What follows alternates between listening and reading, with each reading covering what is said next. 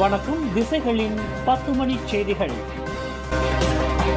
மலேசிய ஊடகங்களுக்கு உதவ 30 மில்லியன் நிதி ஒதுக்கீடு. பிரதமர் டத்தோஸ்ரீ அன்வார் அறிவிப்பு. நாட்டில் உள்ள ஊடக நிறுவனங்களுக்கு டிஜிட்டல் மாற்றம் மற்றும் உள்ளடக்க உற்பத்தியில் புதிய பயன்பாடுகளை செயல்படுத்த உதவுவதற்காக அரசாங்கம் 30 மில்லியன் ரிங்கெட்டை ஒதுக்கீடு செய்துள்ளதாக பிரதமர் டத்தோஸ்ரீ அன்வார் இப்ராஹிம் அறிவித்துள்ளார். ஊடகத்துறை உலகில் குறிப்பாக இளம் ஊடகவியலாளர்கள் பின்தங்கிவிடாமல் கால மாற்றத்திற்கு ஏற்ப தங்களை மேம்படுத்திக் கொள்ள வேண்டும். அதனை உறுதி செய்வதற்காக இந்த நிதி ஒதுக்கீடு வழங்கப்படுவதாக பிரதமர் கூறினார். ஊடகவியலாளர்களின் தயாரிப்பு திறன்களில் தரம் சிறப்பாக இருப்பதை உறுதி செய்வதற்கு தொடர்புத்துறை அமைச்சர் டத்தோ ஃபாமி ஃபசிலுடன் தாம் விவாதித்ததாக டத்தோஸ்ரீ அன்வார் கூறினார். ஊடகவியலாளர்களுக்கும் ஊடக நிறுவனங்களுக்கும் உதவும் தனது தார்மீக ஆதரவை டத்தோ ஃபாமி வழங்கியிருப்பதாக அவர் குறிப்பிட்டார். அதன் அடிப்படையிலேயே ஊடகவியல் வரலாற்றில் முதல் முறையாக அரசாங்கம் 30 மில்லியன் நிதியை ஒதுக்கீடு செய்துள்ளதாக பிரதமர் தெரிவித்தார். பொதுவாக டிஜிட்டல் மாற்றம் எவ்வளவு நடந்தாலும் ஊடகவியலாளர்களுக்கு குறிப்பாக இளையோர்களுக்கு பயிற்சி பெறுவதற்குரிய நிதி வளம் இருந்தால் மட்டுமே இது சாத்தியமாகும். அந்த வகையில் AI மாற்றங்களுக்கு ஏற்ப ஊடகவியலாளர்கள் பின்தங்கி விடாமல் தங்கள் திறனை வளர்த்துக் கொள்ள வேண்டும் என்று பிரதமர் வலியுறுத்தினார். இன்று கோலாலம்பூர் உலக வாணிப மண்டபத்தில் ஹவானா எனப்படும் 2025ஆம் ஆண்டுக்கான ஊடகவியலாளர்கள் தினத்தை அதிகாரப்பூர்வமாக தொடக்கி வைத்து உரையாற்றுகையில் பிரதமர் இதனை தெரிவித்தார். மலேசிய ஊடகவியலாளர் மன்ற சட்டம் இன்று ஜூன் 14ஆம் தேதி முதல் அமலுக்கு வருவதாக தொடர்புத்துறை அமைச்சர் டத்தோ ஃபாமி ஃபசில் அறிவித்துள்ளார். இந்த சட்டம் அமலுக்கு வருவது மூலம் மலேசிய ஊடகவியலாளர்களின் வரலாற்றில் பெரும் திருப்புமுனையாக அமைகிறது என்று டத்தோ ஃபாமி குறிப்பிட்டார். கோலாலம்பூர் உலக வாணிப மையத்தில் இன்று கொண்டாடப்பட்ட ஹவானா எனப்படும் 2025ஆம் ஆண்டு ஊடகவியலாளர் தினத்தில் கலந்து கொண்டு உரையாற்றுகையில் டத்தோ ஃபாமி இதனை தெரிவித்தார். 2025ஆம் ஊடகவியலாளர் தினத்தில் இந்த சட்டம் முதல் முறையாக அமல்படுத்தப்படுவதாக அவர் குறிப்பிட்டார்.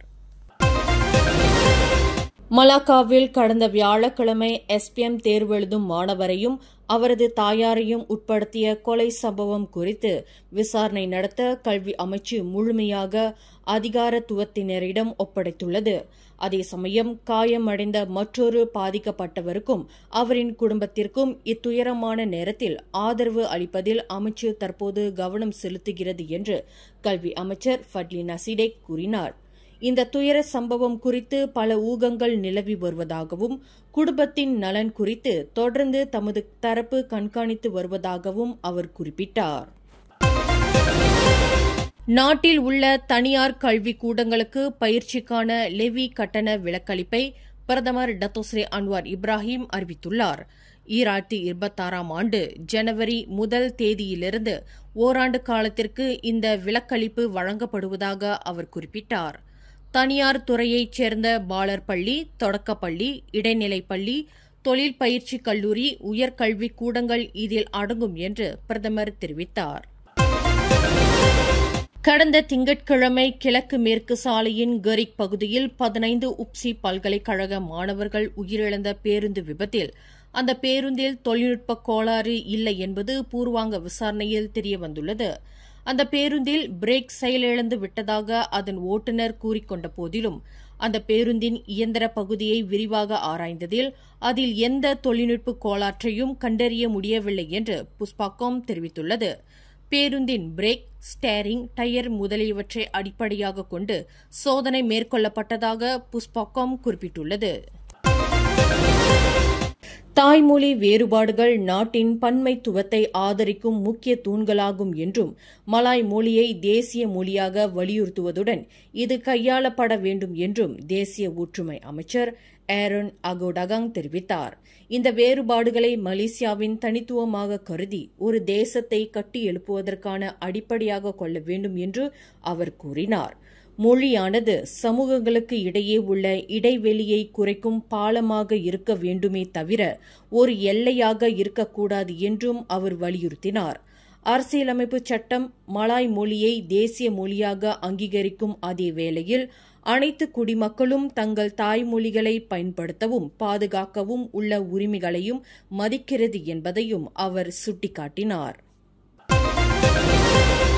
ஸ்லாங்கூர் இந்தியர் நிர்வாக சங்கம் மற்றும் மலேசிய இன்டெகிரேட்டி நிர்வாக சங்கம் ஆகியவற்றின் கூட்டங்கள் அவற்றின் தலைவர் டாக்டர் சத்யபிரகாஷ் நடராஜன் தலைமையில் நேற்று பத்துகேஃப் ஷெங்கா கன்வென்ஷன் மண்டபத்தில் நடைபெற்றது. இவ்விரு இயக்கங்களின் தலைவர் என்ற முறையில் டாக்டர் சத்யபிரகாஷ் இக்கூட்டங்களுக்கு தலைமையேற்று வழிநடத்தினார். மலேசிய இந்தியர்களின் சமூகவியல், பொருளாதாரம் மற்றும் அவர்களின் நலன் சார்ந்த வியூகம் நிறைந்த விவகாரங்கள் இக்கூட்டத்தில் விவாதிக்கப்பட்டது. இந்திய சமுதாயத்திற்கு நியாயமாக கிடைக்க வேண்டிய வாய்ப்புகளை பெற்றுத் தருவதில் கூட்டு மனப்பான்மையுடன் குரல் கொடுப்பதில் இவ்விரு இயக்கங்களும் தங்களின் பங்களிப்பை வலுப்படுத்தும் நோக்கம் இதில் முதன்மையாக விவாதிக்கப்பட்டது. பிரதமர் துறையின் இந்தியர்களுக்கான சிறப்பு அதிகாரி சண்முகம் மூக்கன் கலந்து கொண்ட இந்த கூட்டத்தில் இந்தியர்களுக்கான சலுகைகளை எவ்வாறு பெறுவது குறித்து முக்கியமாக அலசி ஆராயப்பட்டது. அத்துடன் பேய்ஸ் எனப்படும் ஸ்லாங்கூர் இந்திய நிர்வாக சங்கம் அமைக்கப்பட்ட நோக்கம் குறித்தும் டாக்டர் சத்யபிரகாஷ் விளக்கம் அளித்தார். ஒரு என்ஜிஓ ஜாக்காத் சொல்பாக உருவாக்கி மலேசியன் இந்தியன் ஆர்ம்ஸ் இதுல என்னன்னா நம்ம செய்யற திட்டம் என்னன்னா நம்ம சமுதாயத்துக்கு நம்மளே வருங்காலத்துல ஏன்னா இடைக்காலம், குறுகிய காலம், நீண்ட காலம் திட்டம் இருக்கணும். ஏன்னா இப்ப இருக்கிற சூழ்நிலை பாத்தீங்கன்னா நம்ம எப்பயும் ஒரே ஒரு இஷ்யூ தான் பேசுறோம்.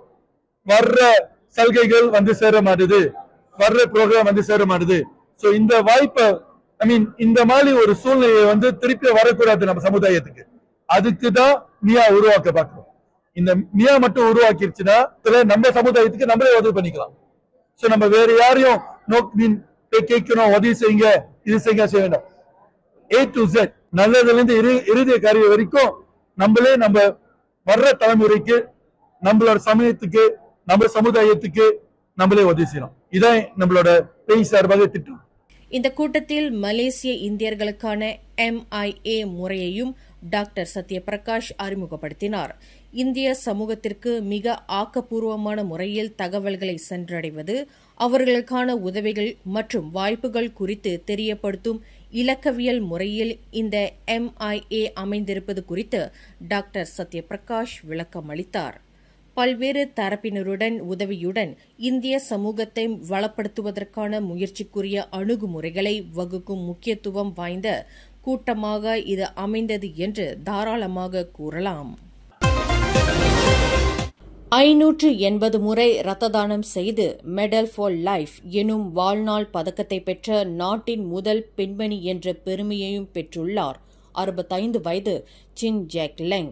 தனது தாயாருக்கு O பாசிட்டிவ் வகை ரத்தம் தேவைப்பட்டதால் அறுவை சிகிச்சைக்கு பிறகு ஏற்பட்ட இரத்த இழப்பை ஈடுகட்ட பற்றாக்குறையை எதிர்கொண்ட சின் ஜாக் லெங் அதன் பிறகு தீவிர இரத்த தானம் செய்பவராக மாறினார். தனது தாயாருக்கு ஏற்பட்டது போல் மீண்டும் நிகழாமல் இருக்க ஒவ்வொரு 2 வாரங்களுக்கு ஒருமுறை தேசிய இரத்த மையத்திற்கு சென்று இரத்த தானம் செய்வதை வழக்கமாக்கி கொண்டிருக்கிறார் இவர். கிட்டத்தட்ட 50 ஆண்டுகளாக இரத்த தானம் செய்து வரும் இவர் இதுவரை 580 முறை இரத்த தானம் செய்துள்ளார். இந்த அசாதாரண சாதனைக்காக மெடல் ஃபார் லைஃப் எனும் வாழ்நாள் பதக்கத்தை பெற்ற நாட்டின் முதல் பெண்மணி என்ற பெருமையையும் பெற்றுள்ளார்.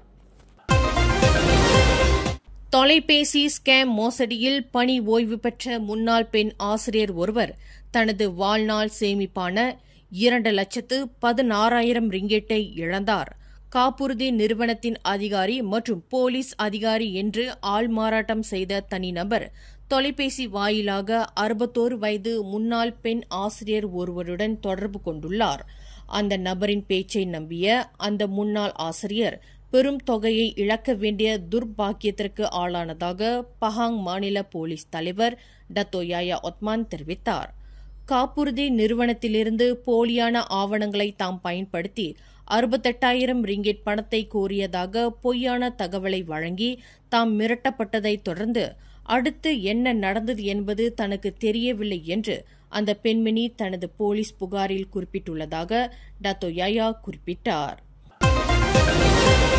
பாஸ் கட்சி தலைவர் அப்துல் ஹடி அவாங் அரசியலிலிருந்து ஓய்வு பெறப்போவதாக அறிவித்ததைத் தொடர்ந்து அவருக்கு மாற்றாக ஒருவரை கட்சியின் தலைவராக நியமிப்பது குறித்து இன்னும் முடிவு செய்யப்படவில்லை என்று கட்சியின் துணைத் தலைவர் துவான் இப்ராஹிம் துவான்மான் தெரிவித்துள்ளார். கடந்த 20 ஆண்டு காலமாக பாஸ் கட்சியின் தலைவராக இருந்து வரும் அப்துல் அடி அவாங்கின் தலைமைத்துவம் குறித்து இதுவரை யாரும் கேள்வி எழுப்பியது இல்லை. எனவே பாஸ் கட்சிக்கு மாற்றுத் தலைவர் என்ற பேச்சுக்கு இப்போது இடமில்லை என்று துவான் இப்ராஹிம் விளக்கினார். கடந்த ஏப்ரல் மாதம் கோலாலம்பூர் அனைத்துலக விமான நிலையத்தின் போஸ் மலேசியா செப்பாங் அஞ்சல் மையத்தில் 2.61 மில்லியன் ரிங்கெட் மதிப்புள்ள 22.3 கிலோகிராம் போதைப்பொருள் கடத்தல் முயற்சிகளை முறியடித்தது சிலாங்கூர் மாநில சுங்கத்துறை. தலையணைகள், ஏப்ரன், பொம்மைகள் என பொய்யான அறிவிப்புகளை பெட்டிகளில் கொடுத்து கடத்தல்காரர்கள் செயல்பட்டுள்ளனர் என சுங்கத்துறையின் சிலாங்கூர் மாநில இயக்குநர் துன் நோர்லேலா அசுமி ரம்லி தெரிவித்தார். இந்த சோதனைகளில் 18.33 கிலோகிராம் கஞ்சா பூக்களும் 4 கிலோகிராம் மெத்தவெத்தமினும் கைப்பற்றப்பட்டன. அவை அனைத்தும் மேலதிக விசாரணைக்காக வடக்கு துறைமுக சுங்க அலுவலகத்திற்கு கொண்டு செல்லப்பட்டன. மேலும் செய்திகளை தெரிந்து கொள்ள கீழே இருக்கும் பெல் பட்டனை அழுத்துங்கள். உங்கள் மகிழ்ச்சியை வெளிப்படுத்த லைக் மற்றும் ஷேர் செய்யுங்கள். தொடர்ந்து திசைகளோடு இணைந்திருக்க சப்ஸ்கிரைப் செய்யுங்கள்.